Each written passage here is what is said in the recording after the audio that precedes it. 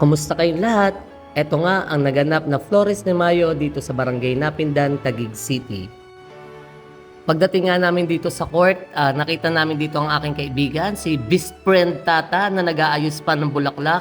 Alas 10 pa raw ng umaga siya nag-aayos at 5:30 na simula na ng sunduan pero hindi pa rin siya tapos. Kaya ito, tinulungan na siya ng kanyang katwini na si Tiffany.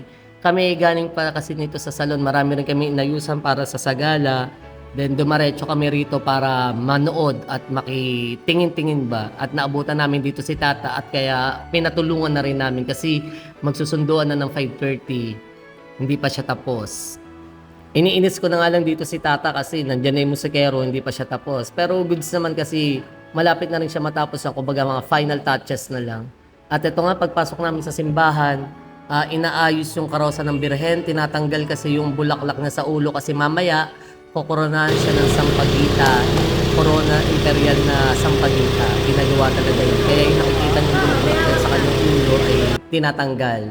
Kaya ito, nakita na rin namin dito, busy-busy na rin yung mga sakristan. Then ito, pumunta kami dito sa office. Pinakita sa amin ni Mami Tambe, yung kamarero po ng Birhena de las Flores, yung corona gagamitin. Ito po ay synthetic lang pala to. Kala namin ni Ate MM na totoong sampagita. Ito po pala ay synthetic. Pinasadya po ito na pakorona po, sampagitang synthetic na pakorona para sa birhen. Pero hindi po yan ang gagamitan, kumbaga nakaabang lang siya kung just in case may masira po yung bulaklak.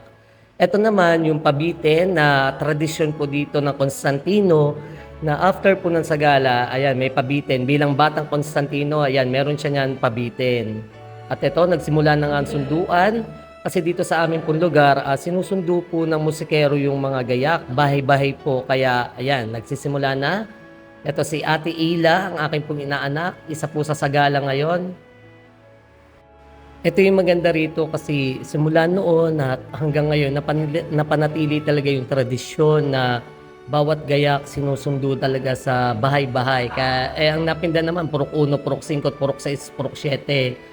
Pag nasa tabing ilog o sa kabilang ibayo, tatapatan nyo ng musikero sa may tawiran. Pag purok 7 naman, lalagyan ng kung saan siya pwedeng bahay sunduin.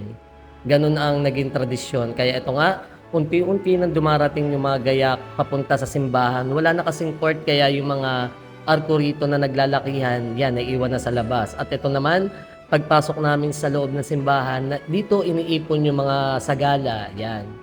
Kumbaga, inusog pa yung mga upuan para magbigay daan syempre sa maging komportable at maging malaki ang kikilusan ng mga sagala. Yung hawak ni Rog niyan, totoong ahas pala yun, medyo nakakatakot. After nito, umuwi na rin kami kasi marami rin namang gawa sa salon kaya babalik na lang kami, hindi ko na naantaya lahat. At ito, nadaanan nga namin ang nag-iisang Michael Paloma ng Barangay Santa Ana. Yan, nag-aayos sila ng arko. Sa kanya nga pala yung arko, pinaparente yan. Ngayon, narente yan dito sa Napindan at sa kanila na rin ang ayos.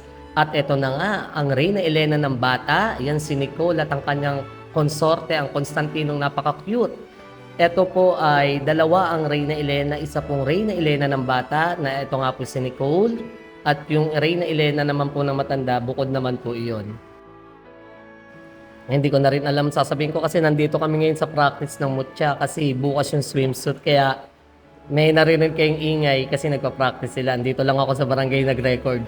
Sumaglit na lang ako. At yung si Ayla nga pala, eto si JM at si Yuan, anak ni Margarita. At ito nga si Rodshot, totoo yung hawak niya na ahas. Nakatape yata yung uso niya, baka matuklaw ako eh. Ayan, ito naman po, ang iba pang mga sagala dito sa Napindan. Ito na nga, atin na pong panoorin ang mga sagala ngayong taong 2026 sa parokya na San Isidro Labrador, Barangay Napindan, Taguig City.